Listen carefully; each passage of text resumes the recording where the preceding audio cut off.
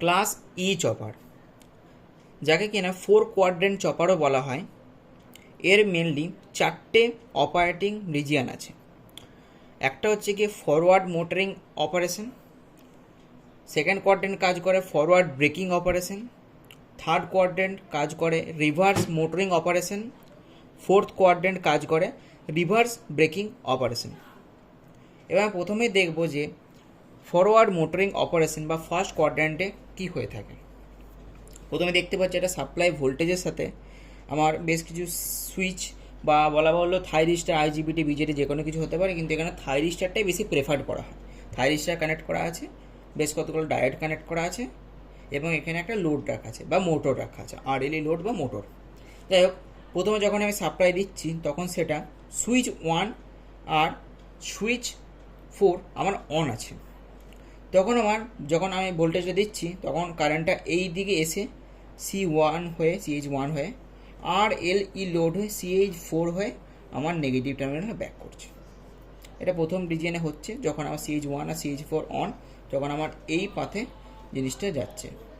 এরপর এই পাথে থাকাকালীনই যখন আমি CH4টাকে অফ করে দেবো, তখন ইন্ডাক্টারটা চার্জ হয়ে রইলো পূর্ববর্তী, কারণ যখন এদিকে কারেন্ট পাস করছিল তখন ইন্ডাক্টারটা চার্জ হচ্ছিল। এবার ইন্ডাক্টারটা চার্জ হওয়ার জন্য সেক্ষেত্রে ও এখন নেগেটিভ মানে পোলারিটি চেঞ্জ করে দেবে, এদিকে প্লাস ছিল এদিকে মাইনাস ছিল, এখন উল্টে গেল, মানে এদিকে প্লাস হয়ে গেলো এদিকে মাইনাস হয়ে গেলো, এবং ও কী করে ফিড করো বাকি সার্কিটটাকে।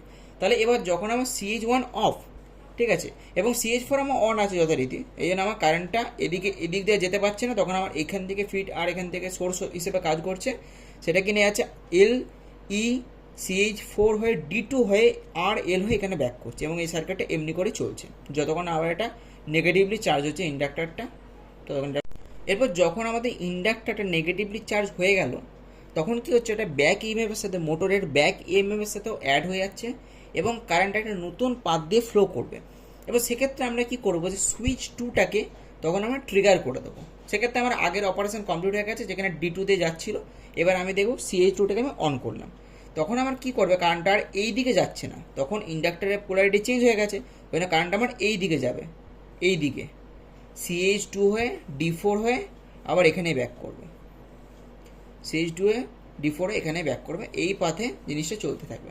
এরপর আমি যখন খানিকক্ষণ পরে CH2টাকে অফ করে দেবো, সুইচ 2 CH2 বা চপার 2টাকে আমি যখন অফ করে দেবো, তখন কি হবে, এই ব্যাক ইএমএফ আর ইন্ডাক্টরের কারেন্টটা দুটো অ্যাড হয়ে যাবে, এবং এরা দুজন D1-এর পাথ দিয়ে এটাকে ফিডব্যাক করে জিনিসটা এরকম করে কমপ্লিট করবে। মানে ইএলটা দিয়ে যে আর D1 পজিটিভ নেগেটিভ D4 হয়ে জিনিসটি সম্পূর্ণ ব্যাক করবে। এই রিজিয়নটা হলো গিয়ে সেকেন্ড কোয়াড্রেন্ট বা ফরওয়ার্ড ব্রেকিং অপারেশন। আমি আরেকবার জিনিসটাকে ছোট করে বলে দিচ্ছি, যে যখন প্রথমে আমার CH1 আর CH4 অন, তখন আমার এইরকম করে কারেন্টটা যেয়ে এই দিক হয়ে এরকম করে ব্যাক করছে নেগেটিভ টার্মিনালে। প্রথমে এটা হচ্ছিল ফার্স্ট কোয়াড্রেন্টে। তারপর আমি CH1টা অফ করলাম, ইন্ডাক্টরটা চার্জ হয়ে গেল, সেটার জন্য CH4টা এরকম করে ফিড করছে D2 হয়ে গেল। এরপর আমি যখন এরকম করতে করতে যখন ইন্ডাক্টর নেগেটিভলি চার্জ হয়ে গেল, তখন এটা এদিকে হলো না, তখন আমি কী করলাম, CH2টা ট্রিগার করলাম।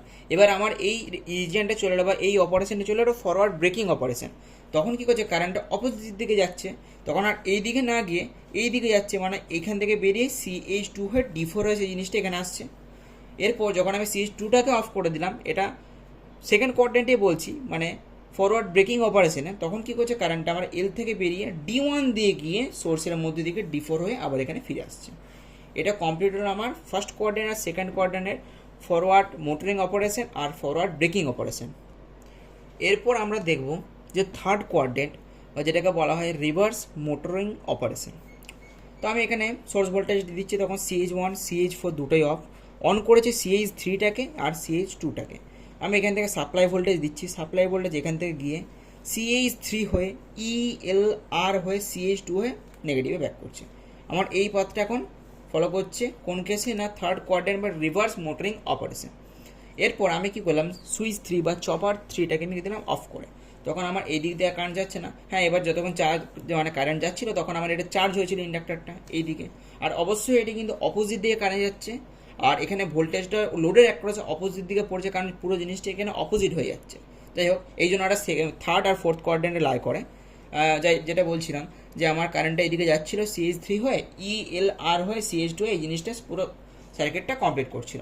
এরপর আমি কী করলাম, CH3টাকে অফ করলাম, এটা আমার থার্ড কোয়াড্রেন্টে আছে, CH3টাকে আমি করে দিলাম অফ। তখন আমার এইখানে সোর্সটা গেল না, এখানে কাট হয়ে গেল। তখন আমার কি করছে, এই এলটা ফিড করছে, তখন কি যাচ্ছে এল CH2 হয়ে D4 এ জিনিসটা ব্যাক করছে, এল CH2 D4 এ জিনিসটা নিজেকে ফিডব্যাক করছে, নিজে এখানে সার্কুলেট করছে যতক্ষণ না পর্যন্ত ইন্ডাক্টারের পোলারিটিটা চেঞ্জ হচ্ছে বা ইন্ডাক্টার জিরো হচ্ছে। এরপর আমরা দেখবো যেটা ফোর্থ কোয়াড্রেন্ট বা রিভার্স ব্রেকিং অপারেশন। সেক্ষেত্রে কী হলো, আমার ইন্ডাক্টারটা অপোজিট দিকে চার্জ হয়ে গেল, মানে আগে এই দিকে কারেন্ট যাচ্ছিলো, যেতে যেতে এদিকে পজিটিভ এদিকে নেগেটিভ হয়ে গেল, তাহলে এদিকে আবার কারেন্ট ফ্লো করতে শুরু করবে, যেখানে কিনা ব্যাক ইএমএফটা এর সাথে অ্যাড হবে। এবার অনেকেরই মনে প্রশ্ন হবে যে এখানে তো প্লাস চিহ্নটা এদিকে, এটা নেগেটিভ, ঠিক আছে, অনেকেই বলবে যে এটা তো এদিকেই তো অলওয়েজ কারেন্ট যাবে, অপোজিট দিয়ে কী করে অ্যাড করবে, এটা তো ভোল্টেজটা একে অপরকে অপোজ করবে। কিন্তু না, ব্যাপারটা হচ্ছে মোটরের যে ব্যাক ইএমএফ হয় সেটা অলওয়েজ যেদিকে ঘুরে, মানে মোটরটা যেদিকে ঘুরছে নর্মাল কন্ডিশনে কারেন্ট আসার পরে তার অপোজিট দিকে অলওয়েজ ইএমএফটা তৈরি হয়, যেটা কিনা ব্যাক ইএমএফ নামে পরিচিত।